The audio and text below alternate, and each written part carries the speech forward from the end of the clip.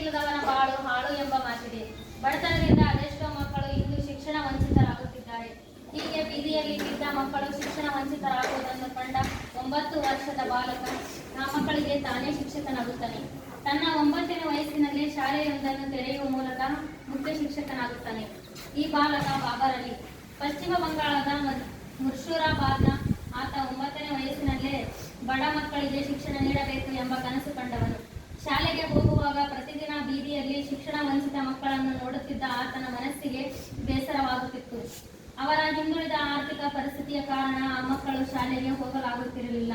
ಅಲ್ಲದೆ ನಮ್ಮ ಊರಿನಲ್ಲಿ ಶಾಲೆಯೂ ಇರಲಿಲ್ಲ.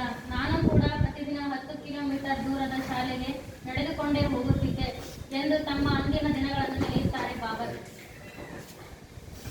ಸಾಮಾನ್ಯ ಹಳ್ಳಿಯಾದ ಕಾರಣ ಮುರ್ಷಿದಾಬಾದ್ನಲ್ಲಿ ಓದಿದವರ ಸಂಖ್ಯೆ ಕಡಿಮೆ ಇತ್ತು.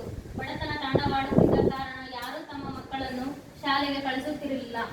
ಬಾಬರ್ನ ಅದೃಷ್ಟವೋ ಎಂಬಂತೆ ಬಾಬರ್ನ ತಂದೆ ಸೆಣಬು ವ್ಯಾಪಾರಿಯಾಗಿದ್ದರು. ಆ ಕಾರಣಕ್ಕೆ ಬಾಬರ್ ಶಾಲೆಗೆ ಹೋಗುವಂತಾಯಿತು. ನಾನು 5ನೇ ತರಗತಿಯಲ್ಲಿ ಇರುವಾಗಲೇ ಸುಮಾರು 8 ಜನ ಮಕ್ಕಳನ್ನು ಸೇರಿಸಿಕೊಂಡು ಪಾಠ ಹೇಳಲಾರಂಭಿಸಿದೆ.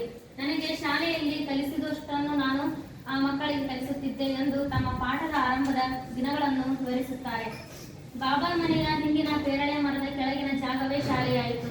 ಶಾಲೆ ಆರಂಭವಾದಾಗಿನಿಂದ ಹಳ್ಳಿಯ